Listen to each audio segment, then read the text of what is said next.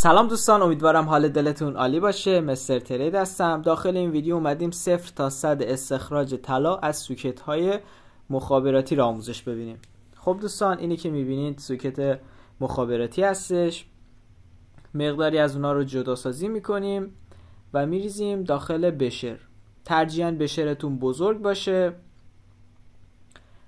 و اسید نیتریک 65% میریزیم تا جایی که روی سوکت های آبکاری طلامون رو بپوشونه.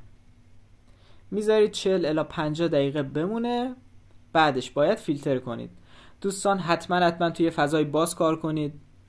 شما به محض اینکه اسید رو بریزین یه چند ثانیه که بگذره شروع میکنه به واکنش پذیری و دود قهوه‌ای ازش ساطع میشه. حتما ماسک داشته باشین. دستکش هم حتما دستتون کنید و موارد ایمنی رو حتما رعایت کنید، مخصوصا دوستانی که مبتدی هستن و تا حالا هیچ گونه استخراجی نداشتن.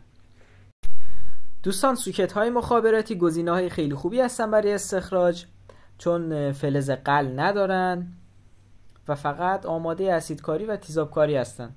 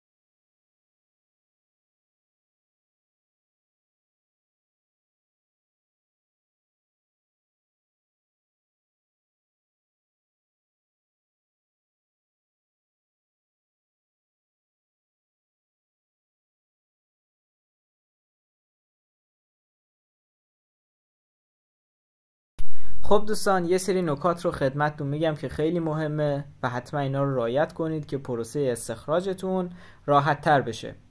بعد از اینکه واکنش پذیری قطع شد و دیگه گاز قهوه‌ای یا دود قهوه‌ای رنگ ساطع نشد، وقتشه که شما فیلتر کنید. بهترین فیلتر هم کاغذ صافی هستش. و نکته بعدی اینه که شما باید فقط اسید رو فیلتر کنید، چون کانکتور یا همون سوکت ها و اسلات ها مجدد باید اسیدکاری بشن تا به خوبی فلزات از بین برن و فقط طلا بمونه. معمولا شما 3-4 بار که اسیدکاری کنید و فیلتر کنید به خوبی کامل از بین میرن.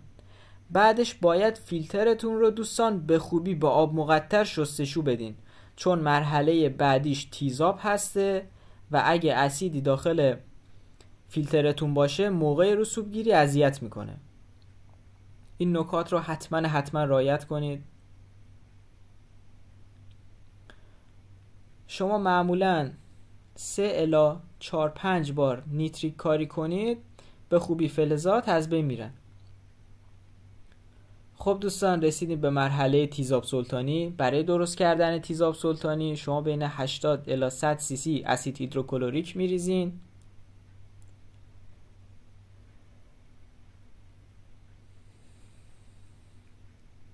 با نهایت 2 الی 3 سی سی اسید نیتریک.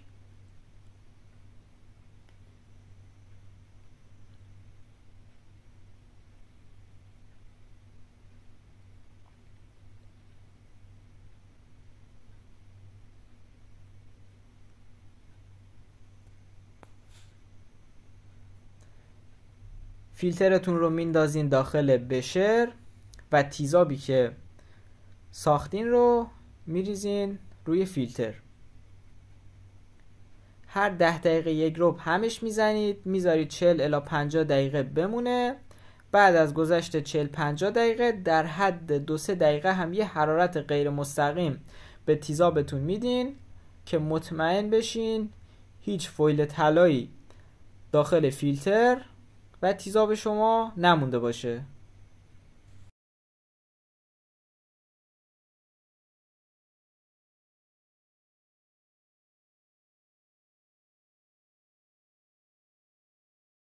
خب دوستان، رسیدیم به مرحله فیلتر کردن تیزاب.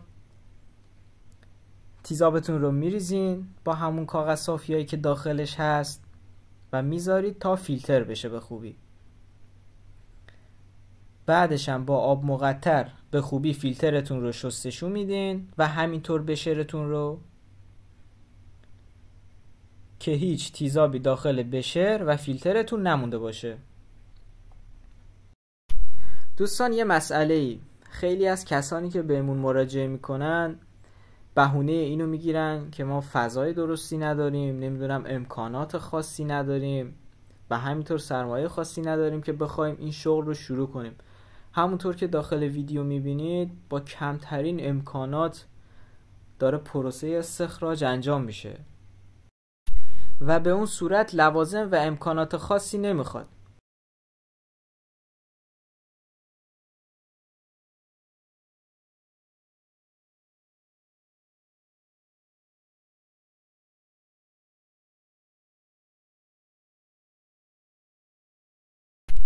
دوستان، یه نکته خیلی مهم برای اینکه به خوبی متوجه بشین که فیلترتون تمیز شده، باید از انتهای فیلترتون آب مقطر شفاف در بشه.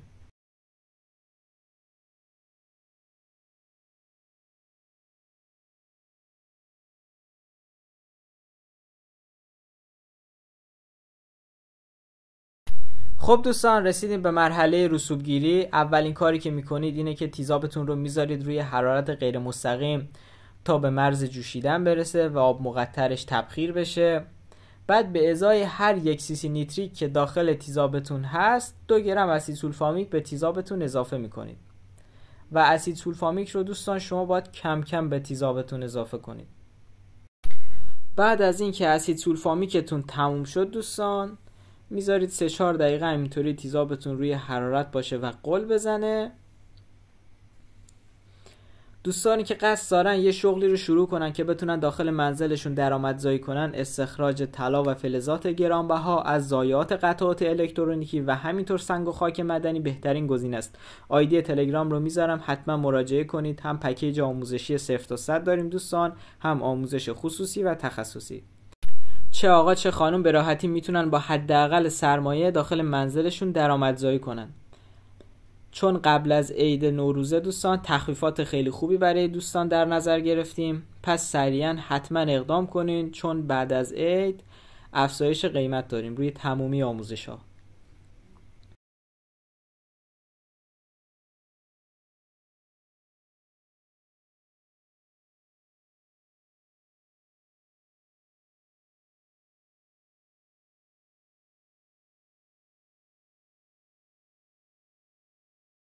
خب دوستان، بعد از اینکه اسید سولفامیکتون تموم شد و 3-4 دقیقه هم تیزابتون روی حرارت غل زد، داخل 300 الی 400 سی سی آب مقطر جوش 2 الی 3 گرم متابیسولفیت سدیم قاطی میکنید و به تیزابتون اضافه میکنید.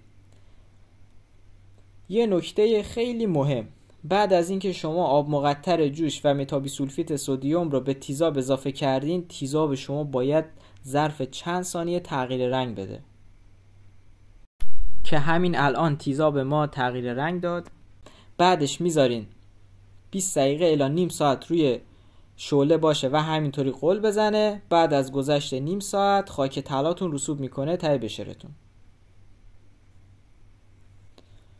خب دوستان، نیم ساعتی گذشت. همونطور که میبینید خاک طلامون رسوب کرده ته بشرمون که خاک طلای خیلی قوی و خوبیه. اسید رو خالی میکنید. خاک طلاتون رو 2-3 بار با آب مقطر شستشو میدین. یه مقدار آب مقطر داخل خاکتون میمونه. به کمک حرارت غیر مستقیم تبخیر میکنید و خاک طلاتون رو میتراشین با تیغ و ذوب میکنید. با مستر تریت همراه باشین.